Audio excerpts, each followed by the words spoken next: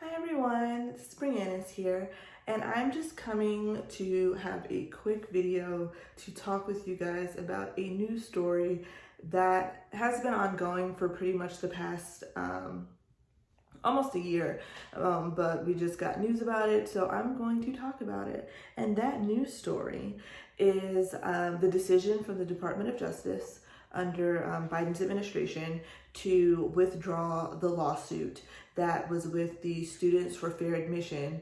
They brought a lawsuit that was pretty much saying that white students and Asian students are being discriminated against at Yale University in the admissions process. They came together and said that the holistic method that Yale is using is detrimental to the admissions of white and Asian students, and that it is unfair to them because lesser Black students are being let into schools for not meeting the same qualifications. And I find that to be extremely problematic in the sense that there are a lot of microaggressions within not just higher education, but education as a whole when it comes to Black students. And I'll even say non-white Hispanic students. There is this thing I don't even know how it started, but there's a stereotype that pretty much says that Black people are lazy, that we're dumb, we're not educated, we don't want anything in life, we're always looking for a handout. Just honestly, I feel like Black people have some of the worst stereotypes when it comes to as a group of people. No matter how much we contribute to society, no, it doesn't matter what we do. I mean, we had a half Black president, Obama, and until this day, like, people will scream that was the end of racism, but still spout all this racist rhetoric. It's disgusting.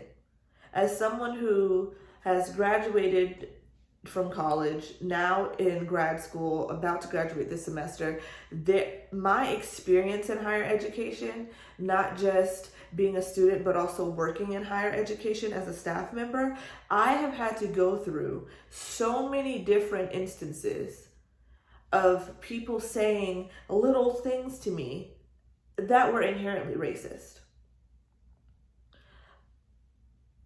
I do not know of any white or even Asian students who have to deal with the level of uncertainty from other groups of people of why they should be somewhere, whether it be a job or a university, whatever. I should not have to explain to someone why I'm going to school and why I deserve to be at a school. Nobody else has to explain why they got into a school. Nobody questions other people. Well, depending on who you are. If you're like I want to say, like, if you're like darker skinned, so like using the term like brown, but even depending on that, because a lot of South Asians are still seen as being, a stereotype of them being like more educated or smart. So like they're seen, as belonging in certain places. It's hurtful because I'm almost 26 years old. I was born in 1995. I graduated from high school in 2013, graduated from college in 2016, it's now 2021. I should not have to still have a conversation with someone about how these racist, sentiments are detrimental not just to the mindset of people like me, but also to a younger generation. Now, we can sit back and we can try to break down, the systemic issues that have to do with the whole model minority myth that has been peddled by white people to put Asian people on a pedestal above other minoritized groups in this country and saying that they are better or work harder or do other things, because that is not the case. There is not one group of people in this country, in my opinion, that have had to overcome the barriers that Black people specifically have had to deal with. And that is starting from the transatlantic slave trade to, from the complete breeding process of keeping slaves. The fact that we have to celebrate a date like Juneteenth because slavery was ended, but it took for 2 years for everyone to know that slavery had ended. The whole Reconstruction era of this country and having to deal with Black people working their butts off to try to become people and then have to be subjected to almost 100 years of Jim Crow and segregation and stuff that still bleeds into like our criminal justice system today. You cannot tell me this is not an oppression Olympics. I'm not saying that other people didn't have it bad. I understand that people still have it bad. They do. But there's a collective feeling amongst Black people in almost every country in this world, even in Africa, because colonialism has literally effed them up so bad. Like, you question yourself. You have to prove. I know so many Black people who have had to hear, oh, you have to work twice as hard. You have to be twice as hard. Have you ever seen Scandal, when she's talking to her dad and she's like, you have to work twice as hard and you have to be better than them to get just a smidgen, just a little bit of what other groups have. I never understood when people said that Black people are lazy or that we're not educated. We literally had to build our own institutions that we could go to because white people segregated us and told us that we couldn't go there. And then we built our own schools and had our own foundation, and then they went through and burned it to the ground when they could because they didn't want to see us as successful. And then they wanted to go to the schools, and we let them in. We are very open-minded when it comes to all groups of people, when it is things that we are running at our own detriment. Because even in doing all of that, I still have to sit on YouTube and film a video to talk about why in the year 2021, after all of the crap that we have been through, that we still have to sit here and I have to say why Black people are deserving to go to certain schools. Because you're questioning it. Before I even dive down into the multiple lawsuits that have happened with this, ones that have been thrown out, ones that have seen their way to the Supreme Court, God knows how, and how they always end up coming, like what the end result usually is. So, in order for you as an organization to say, not even just an organization, I want people who watch this video to think about how many times they have heard someone say to another student, this person took my spot. Or how many times you've heard someone say, this person took my job. It wasn't your job. Unless you were hired in a position and they fired you for no good reason to put someone else in, it wasn't your job. It was no one's job. It is no one's seat in a class. It's no one's. You want to know why I know it's no one's? Because we had to apply. We had to go through an interview process and they had to pick people. If it was yours, we wouldn't have had to go through all that because you would have already had it. It wasn't yours. There is a level of entitlement and narcissism that comes with certain demographics in this country, and it is absolutely sickening. You are not entitled to anything by the color of your skin or by where you come from. You're not.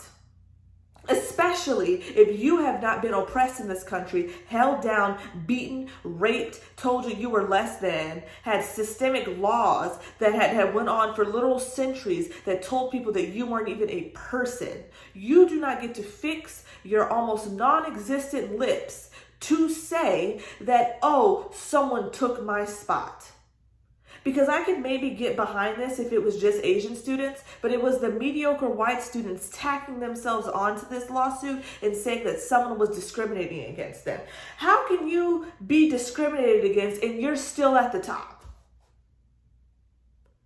If Black people are being so privileged in this admissions process, why aren't more Black people at these schools?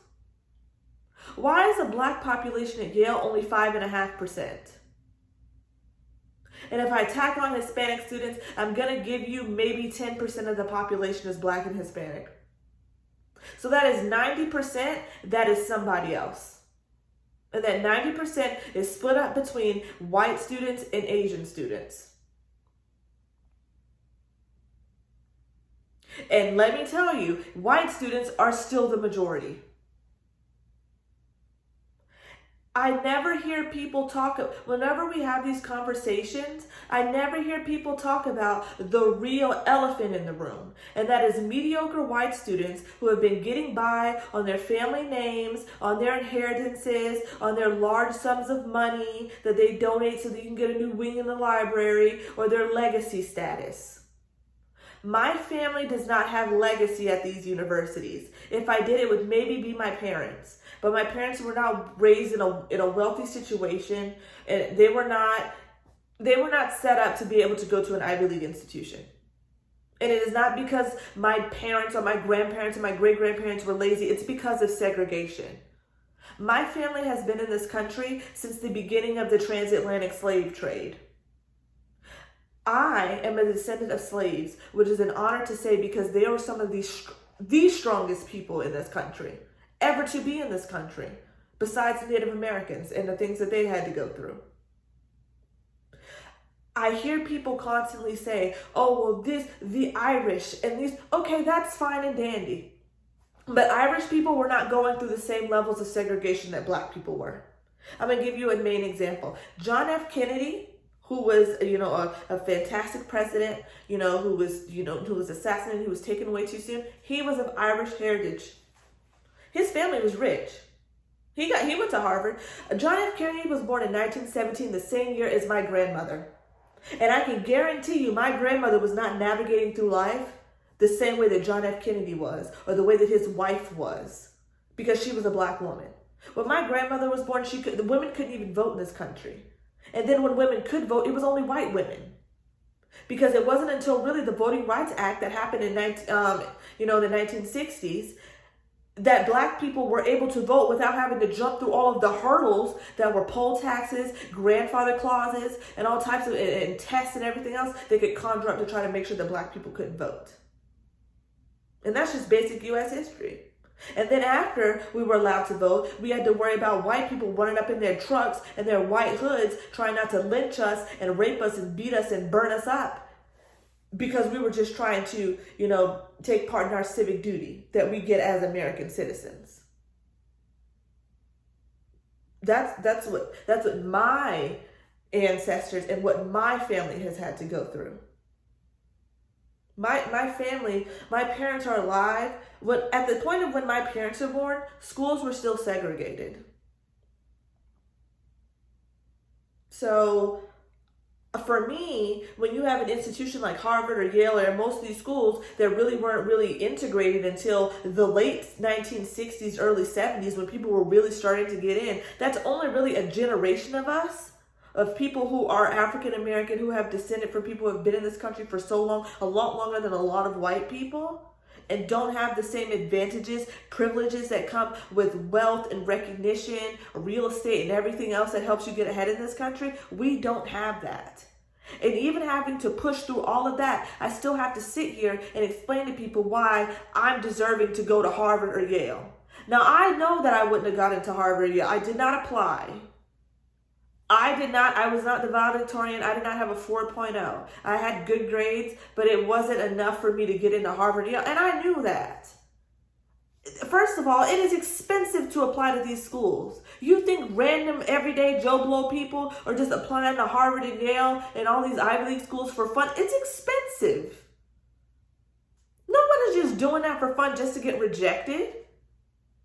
People are applying to these schools because they think that they have a chance to get in. And if I do get in, then I got it because of my merit. If we want to talk about affirmative action, we need to have a real conversation about who are the real beneficiaries of affirmative action. White women benefit from affirmative action more than any other so-called minoritized or oppressed group in this country. But people don't talk about that. I never hear anybody ask a white woman why she's at this place. Now, I've seen people ask why you want to be in a certain field like STEM or something like that, but I never hear people question it. I hear people say, well, why did you decide to come here? But I never hear people question a white woman's place at a university. Not the way that Black people or Black students are being questioned. This literally came about before Harvard, and I believe it was Columbia or Princeton, came out with a thing talking about their holistic methods of letting students in, which we will get into in a minute. It literally comes from people being so entitled that they see black students on campus and thinking, well, they got in because they're black. I remember in school, I had a conversation with a white male who said that he didn't get into a school because he was white and that his friend got into the school because he was black. He was like, we had the same grades and the same test scores and he got in because he was black. Okay? If you had the same grades and same test scores, it was a toss-up. It was 50-50. But you think that you are so entitled within your whiteness that you think that that spot was automatically yours.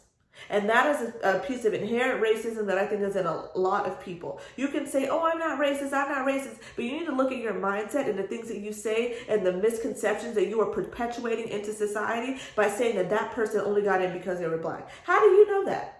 Were you in every single, same club, same sport? Did you have the same recommendation letters? Heck, it could have been by last name. If their last name is like Adams and your last name is Brown, maybe they just went to the first person because it was alphabetical order. You have no reason for knowing that they only got in because they were black. If you have the same scores.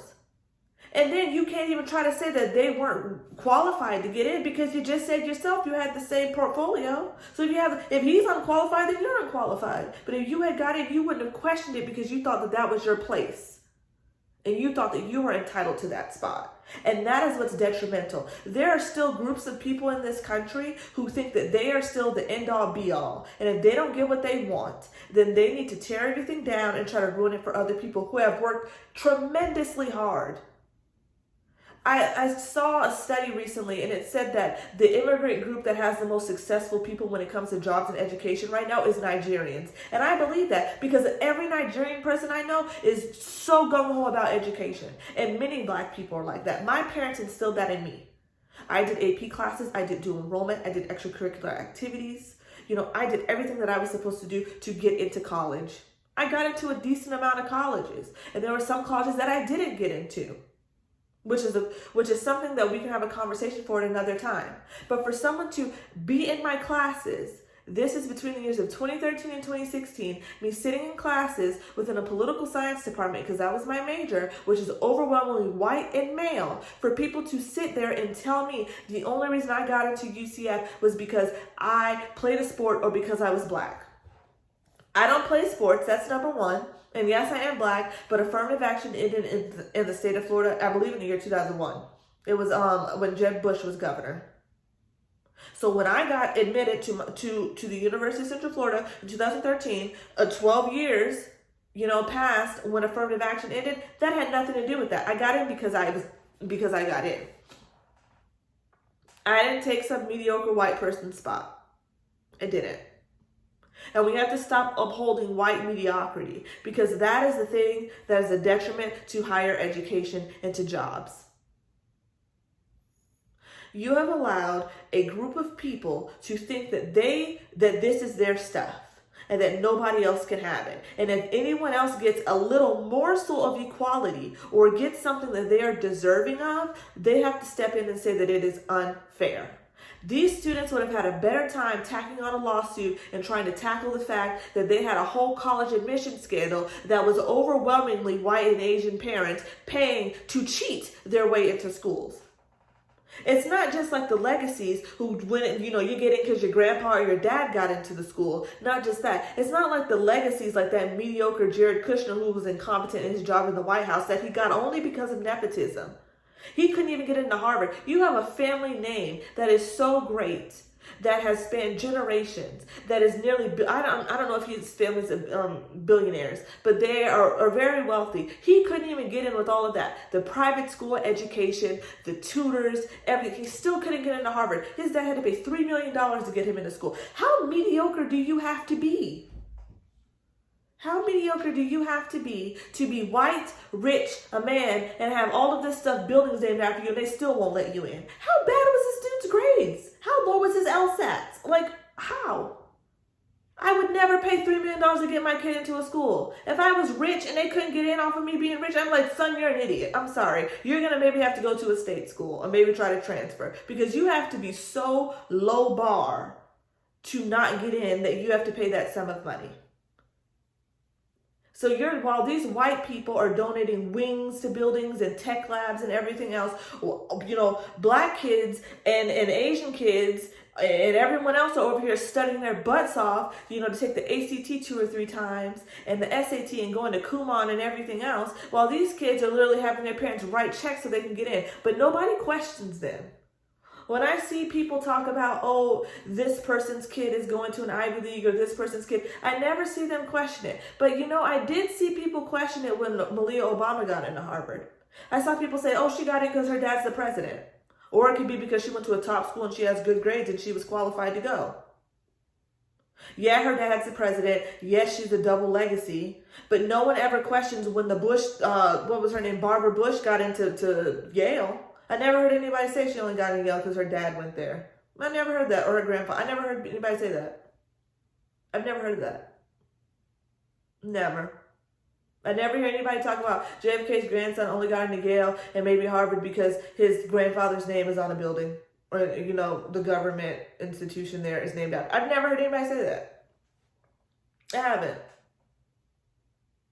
But it's like whenever black people or non-white minority groups, whenever you see them in places, you have to question, oh no, but there was a reason why they got in. It couldn't be because they're good enough. Like there had to be a reason. Why?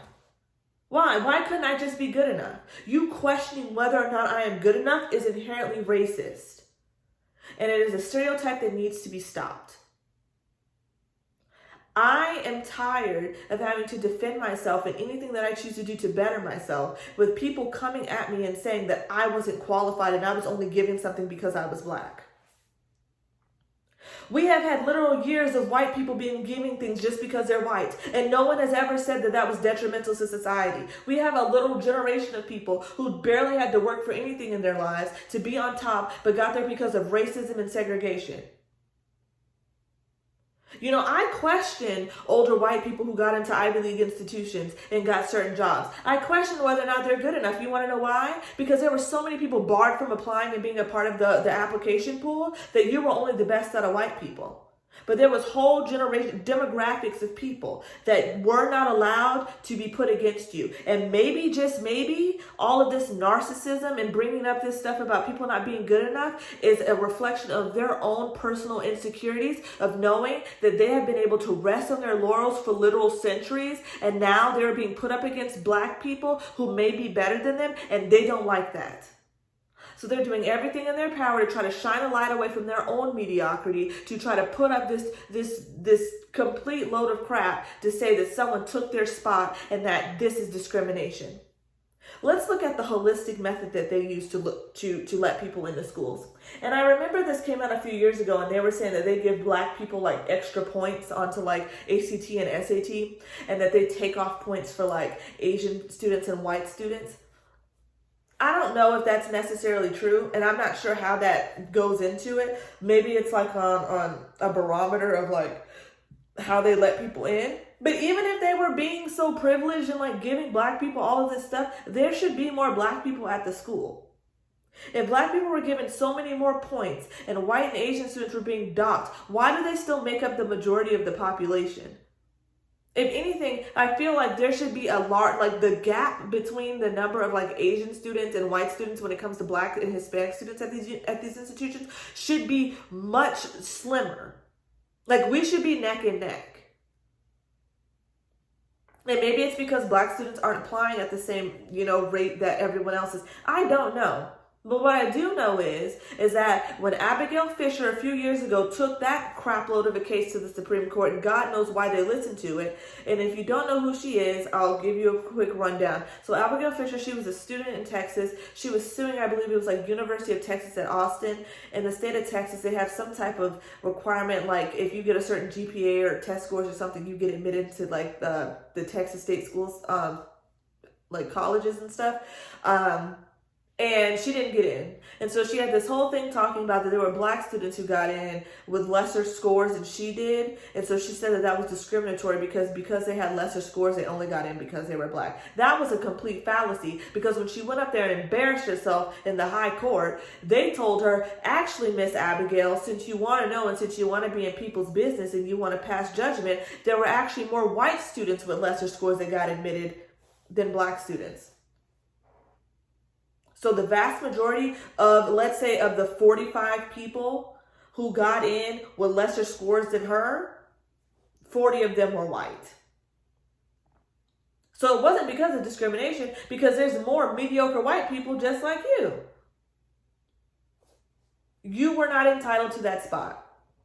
And that's the thing. People don't question it. It was crazy to me that she would even go through and say that, oh, it's because of the black students. It's always the black students. We're always the scapegoat. We're always the people that you want to throw under the bus and say that this is unfair because look at them. They're getting something that was mine. It wasn't yours. Still not yours because you still don't go there. And you're bitter. And now you're spending all this money to raise all this stuff, to start up all this crap with these people. You allowed white people to tag themselves onto it to make it look even more laughable. And now you've been denied. At least for the Yale case. Now there is a case, a suit against Harvard, that may have a little bit more merit because it wasn't brought up through the Department of Justice. It was brought up through the court system through this group of students. And they have this conservative dude, this strategist who's not even a lawyer, who has just been completely navigating them and talking about how he's supposed to know about discrimination in the school system as a white man. And now, they have pretty much upheld this negative model minority myth of them thinking that they are entitled to this because they are better than quote unquote other minorities or other people of color. Or the umbrella term that tries to encompass all minoritized groups in this country, when obviously when you have court cases like this, there's a hierarchy and the playing field is not very level. It's just not. Do I think that affirmative action negatively affects the white or Asian students? No, I don't. Because if you were good enough to get into the school, they're gonna let you in. They just are. People were getting rejected from these schools from the beginning of time. It just happens. And if you want to go there, take the test again, wait and apply again, or go to another school that is, reputable and, get good grades and try to transfer. That's what I have to tell you. Harping on this is not going to do anything. The holistic method that these people have come up with is because of the fact that college admissions has gotten extremely competitive. More students are trying to go to college. And when you have an Ivy League institution or top institutions in this country, of course, the people who are applying are going to be people who are, top of their class, doing internships, high grade point averages, playing the cello, all the stereotypical things that they tell you need to do to stand out when you go to college. Except now that doesn't stand out and you need to do more. So I'm sorry that you had a 4.0 and you did classical music and you did the route that a lot of people choose to do when they go to Ivy League schools. I'm sorry that there may have been a black kid who had a 3.9 GPA instead of 4.0, but, was doing all the same extracurriculars, but was also captain of the football team or captain of the cheerleading team or, started a debate team for autistic children or, did something in the community, had, 9,000 community service hours. They brought something different to the table. And that is what they want to do when they want to diversify, because diversity is not just about skin tone. Diversity has to do with poverty level. It has to do with education level of your parents. If you're a first generation college student, it has to do with, where you grew up. So different demographics across the country. There are different things that make up diversity. It is not just skin tone. It is not just ethnicity. So many different things play into affirmative action and diversifying a student population at a university. And until people can understand that, and until people can understand that just because they are white or just because they are Asian or whatever, that they are not entitled to anything. I don't think being black that I'm entitled to anything except for being treated equal and being given the same respect that everybody else is given. I should not have to explain to anyone, not in 2021, not in 2022. I no longer want to explain myself. And if someone comes up with a microaggression, it's just, I'm cutting that off. I'm walking away because I am no longer going to be putting myself in negative situations that stress me out and run up my blood pressure, trying to tell people that you are not entitled to anything because of who you are. Especially not if you have not had to work through the atrocities and the oppression that groups like black people have in this country. We're not going to have that fight. And it's going to be a losing battle on your end because I'm going to come through with the facts. when people talk about, oh, certain groups are ranked lower, do you know how they come up with the holistic method and the standards of why they group certain people in certain categories like social or leadership? It's because they look through the portfolios or the applications, whatever you want to call it, of students past application cycles. Let's say you have white students, and all of the white students who apply have 4.0 GPAs, normal. They maybe learn how to play an instrument, normal, and they do student government. Okay, so we have musicality and they have student government, so that's leadership. I saw someone say that they rank Asian students lower for leadership. Maybe they do those things, but they don't hold leadership positions. Maybe they do a lot of extracurricular activities, like they're on like a debate team or a mathlete team, whatever, but they're not like the president of it. They're not the leader of it. They're not student body president. So when you look at that, when it comes to the leadership profile, when you have this group of people, they don't have that. And maybe, and I'm not saying that this is right or whatever, but I'm saying that when you look for a holistic method, you're looking for someone who is very well-rounded. So yes, if you have a 4.0 GPA, but all you focused on was school and nothing else, yeah, you have a 4.0 GPA because you didn't balance anything else. But when you have a student who may not have a 4.0, and they're not letting in like 3.1, 3.2, 3.5, 3.6, I feel like is really pushing it. Maybe a 3.7. But like, these are people probably 3.9, 3.8 who, who have decent test scores, and I'm talking about like maybe 1 or 2 points off from what the other people have. They have these high test scores and GPAs, who may not be number 1 or 2 in the class, maybe they're number 3 or 4, definitely top 10 in their class ranking, and they've done other things. So when I have someone who has a 4.0 and never did anything else, that doesn't look as, it's not as interesting to me, and it's not, it doesn't show that you really did anything or like worked any harder than someone who, let's say, has a 3.9 but did all of these extracurricular activities that were outside of the box. If you're applying to a STEM program and you were in Mathletes or the math club, yeah, so was everyone else. But if you were in Mathletes and you were also like, the cheerleading coach for, for disabled children or something, like you did something that was completely different. I'm seeing that you have community service, you have leadership skills, you have the drive to go and do something that someone else didn't try within your community. You're giving back to your community, and that is something that we want to bring over to Yale or Harvard or whatever. I do not know how these people pick students, but I know good and well that they're just not going and strolling the street to New Haven and just getting a random black person off the street and letting them into school. Because until I see that black students are overwhelmingly being admitted over white and Asian students, I would like to see of the application pool, like what the percentages of black students that get accepted, that apply, versus the amount of like white and Asian students. And I'm guessing it's probably going to be bigger because I feel like the application pool for white and Asian students is going to be larger, just because I feel like there are smart black students, but because of microaggressions in education, especially from like poor neighborhoods, I feel like there's this disconnect with like teachers and with the public education system in this country as a whole. But I feel like sometimes we're told, oh no, you shouldn't do that. Like, whereas when white students or when they want to do something, I feel like people tell them, oh yeah, go for it. Whereas like for black people, I feel like a lot of times we're told, oh, well, you need to think clearly about that. You need to be more practical. It's all about humbling us and trying not to do things or step on the toes of people who have never really had to work for anything in their entire life. I bet not in this lawsuit, I better not hear of anyone who, got extra tutoring. I don't want to hear anyone who was a legacy. I don't want to see anyone whose parents donated any type of money to the school. I don't, because I didn't see anybody make an addendum to this and talk about the fact that the college admission scandal happened. I don't remember any black people being a part of it. I could be wrong, but I don't know of any black people that were in it. And if they were, there was maybe 1 or 2 of them, but the vast majority of them were white, and I know that there were some Asian people in there as well. Nobody is questioning them. These students went to this school, and people just felt like that they were deserving of being there. Even if people are rich and people do pay, it's like, oh, that's okay. When this whole college admission scandal happened, I was like, okay, so you paid for a building and they paid for you to take the SAT. You're both cheating in a sense because you're paying money to somebody to get your kid into school. Like, these people literally cheated. Like, they were paying people to change their SAT and ACT answers like something out of a movie. And they were going there.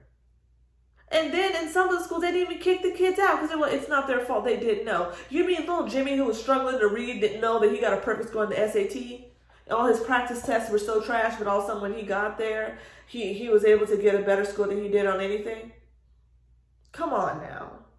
These kids aren't dumb. They had to know. These kids over here posing on rowing machines at their local Planet Fitness, and you're going to sit here and tell me, oh, well, they didn't know. Really? And then you're going to allow them to continue to go there? Those are the people that took someone's spot. Those are the people. The legacies. They took your spot. They did. And until we talk about these racist, just disgusting misconceptions that we have about Black people, then I don't know if we can have a real conversation about it. Like, I don't know. I'm hoping that, with the new Supreme Court, it is majority conservative. So I don't know what's going to happen if they choose to see the case. But I feel like what's going to happen is like what happened with the Fisher case, is that they're going to end up seeing that there was more mediocre white people being let in than there were Black people. And that's not to say there's not mediocre Black people, but I just don't think that the mediocre Black people are applying because it's a waste of time and money. Like, we're already getting in less than everyone else. Like, we already make up less of the population. Why would I waste my time on an application? Like, if that was the case, then all Black people would be getting in. And they're not. We would be neck and neck for next in line to be the majority of the school, but we're not. There are still so many institutions where I'm seeing, this was the first person to graduate with this degree in this. In 2021, I'm seeing that. The first Black person to do this at the school, to be in this program. We are not that far removed from segregation. We are maybe only about 60 years. That is like one of my parents. Like within their lifetime. So I cannot listen to it anymore. I will not be dealing with the racist stereotypes, caricatures that you have built up about Black people and non-white Hispanic people in these institutions. We're not going to have it anymore. It's done. If you don't want to have the conversation about white women benefiting from affirmative action more than anyone else, if you don't want to have the conversation about legacy status and students getting in because their grandpa and their dad went to a school, then I don't want to have the conversation. I don't. If you don't want to have a conversation about racist microaggressions that happen within higher education and how you treat Black and brown students, then I don't want to have the conversation. If you don't want to bring up how you have these things like Teach for America, where you get these privileged white kids to go and teach in inner city schools when all they care about is just getting their free graduate school education and putting down Black students. You want to talk about the school to prison pipeline that happens within the Black community? We can have that conversation. We can talk about the fact that budgeting for schools in Black neighborhoods is way lower than budgeting for white schools, even if the schools are in poorer areas, or that you have to integrate and get white kids into Black schools in order for you to see the value in the school to donate textbooks that are up to date. Then I don't want to have the conversation because there is so much more to it. So much more. I'm sorry that the kid who thought that he was entitled to getting into Yale or Harvard or wherever didn't get in. I'm sorry that happened to you. There are plenty of schools that I didn't get into too. And I worked my butt off. And I didn't get in. But guess what? You got to move on. You have to get over it. I'm not making this video because I'm mad because I didn't get into a school. I wasn't filing up lawsuits. Do you know how many lawsuits we would have to have if Black people rose up and was like, there's more mediocre white students getting in than Black people? Do you know how many lawsuits we could probably win? But they don't want to have that conversation because most of the people who are probably on the courts, who are probably going to see these cases, and the lawyers and the instructors are probably people who benefited from that privileged situation, and they don't want to have to talk about the fact that they could be mediocre in their own right too, because they don't want to. So we have to stop. No more of this pitting minority groups against each other because of this model minority myth and peddling this crap about who's better than who and who's entitled to what. No one is. We just need to stop it. And I would say get rid of affirmative action, but at this point, you're still seeing black people as less than, so I don't know. And in the states, if we've gotten rid of affirmative action, we see enrollment by black students, admissions by black students at certain public institutions and private institutions go down significantly. And then you can say, well, maybe those black people weren't qualified to get in, and then you go and you look at the admission standards, and it is way more lax for white people than it is for black people. So you get rid of affirmative action, and then we're still not getting into the schools, and when we do, we have to be perfect. No one else has to be that perfect. And then when we are perfect, we're still seen as being less than. Imagine how bad it feels to be a black person on Harvard's campus or on Yale's campus and have to walk around every day with people looking at you and judging you and thinking that you only got in because you're black. Imagine working your butt off your entire life, working through poverty, whatever. And not all black people struggle. There are black people who went to Ivy League institutions when they were desegregated in the late 1960s. There are black students who have legacies. There are black people who are wealthy. There are black people who have navigated through these things and have become completely successful. And I am proud of them. I am so happy for them. But it doesn't matter because those black students are still being treated like they are less than, even though they come with the same type of pedigree that some rich white student who was a legacy has. But only one of them has to explain why they're there, or prove why they're there, or prove why they're good enough, or doubt themselves every day. Only one of those two has to do that. And until we're ready for that conversation, then we're never going to be able to progress past this. Because I can see more of this happening. I can see it. This was shot down, but they're probably going to try to bring something else up again. Yale has said they're not doing anything wrong. And I don't think that they are. I don't. And I would have that same way of thinking even if I wasn't black. This isn't just because I'm black. I'm having the conversation because I'm black and because I am tired of terrible stereotypes plaguing me in my community.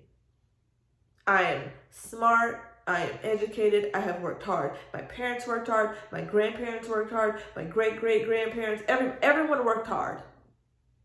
And they went through some of the worst trials and tribulations that anybody could go through in this country. Living through slavery and Jim Crow era stuff, having to go through that and navigate and still being the strong people that they are today, raising the next generation of strong black people in my family, that is something that I don't think a lot of other people can say that they can do. And that is a feat that very few people can say that they have been able to do.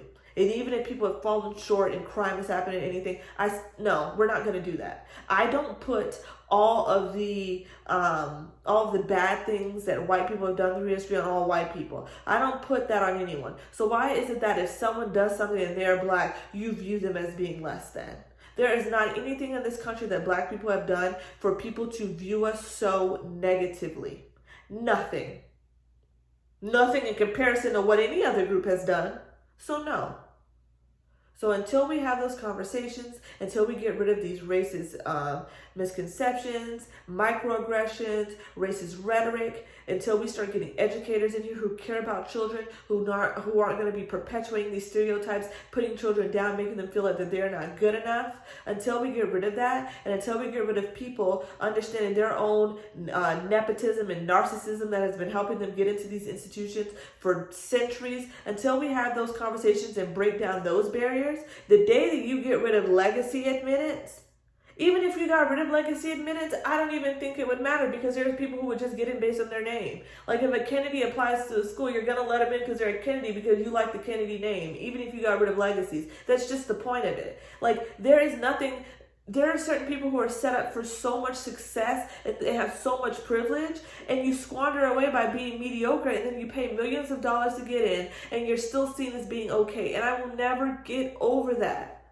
These Asian students would be better putting this thing towards the legacy people. And it's so disheartening and it's so sad because you would much rather put down another group who is still being oppressed so hard in this country and say that we're not deserving of something. And line up with white people who have so much power, and almost as if you're afraid to say that you don't like what they're getting in their privilege. It's so disheartening and it's so sad, and we have to stop it. If we're going to have this POC solidarity, we have to start here. We have to stop that. We are all going through things. Not everyone is oppressed. But I think that there are people who go through different hardships in their lives, and I can understand that. I know that there are white people who have dealt with like poverty and things that I never had to go through. I understand that. And I don't think that I'm better than anybody either. That's the whole thing. It's you thinking that you're better than people. As long as you think you're better than other people, you're never going to be truly happy, and you're never going to be truly content in anything that you do. Because you and your narcissistic ways are going to keep you from being truly successful. Stop worrying about other people. If you are in a place to be able to maneuver through life with so much ease without having to worry about your place in society, you could be so successful if you just keep pushing forward and just living your life. Don't perpetuate these negative stereotypes and these negative things against other people. Understand your place and your privilege. Help to give a voice and shine that spotlight onto other people who are oppressed, who are part of minoritized groups and demographics within this country, within higher education, and really try to say, hey, you may not understand. I don't need you to be like you're an ally or whatever. I don't need you to say all that. But I need you to just understand your own privilege that you have. You have to. And we have to stop all of this. That's all I have for today. Like I said, I want to talk about this because it was something that's very near and dear to my heart. Education, news, politics, all of that stuff is really what my forte is and what I really love to talk about. And I like to keep up with current events, especially things that really have to do with like Black people, and having an opinion on it and being able to talk about it and be able to educate people on some of the historical inaccuracies and how we've peddled these racist narratives forward for all the way into the 21st century. So like I said, that's what's happening now. I'll probably talk about it again when we get word on what the Supreme Court is going to do for the Harvard case. So yeah, that's all I have for today. Thank you so much for watching my video and taking part in this this discourse with me. You can leave comments about anything that you think that I left out. I will not be having anything to do with any hatred. Any hatred will be blocked. I will not be dealing with any of that. No negativity. I will not be dealing with that in the comment section. So if you have something positive to add to the conversation and you want to have more conversations like this, please like this video, please subscribe, please tap on the bell notification, follow me on Instagram and Twitter. And also, if you want to hear more about conversations like this one and topics that deal with education, racism, relationships, things like that really plague and a lot of people have to deal with. Me and my friend Hope, we have started a podcast. New chapters come out every Thursday. Right now we're on volume 1, which deals with relationships. We have 2 chapters that have come out. Chapter 3 will come out on Thursday. You can stream it wherever you stream your podcasts. We are pretty much on every streaming platform now. So if you want to hear more about these discussions and even hear her point of view on some of these, please listen to the Verbal Dissertations podcast. I will link it in the description box below. And I will even tag our intro video so you can hear what we're talking about. And thank you so much. And I will see you in the next video. Bye.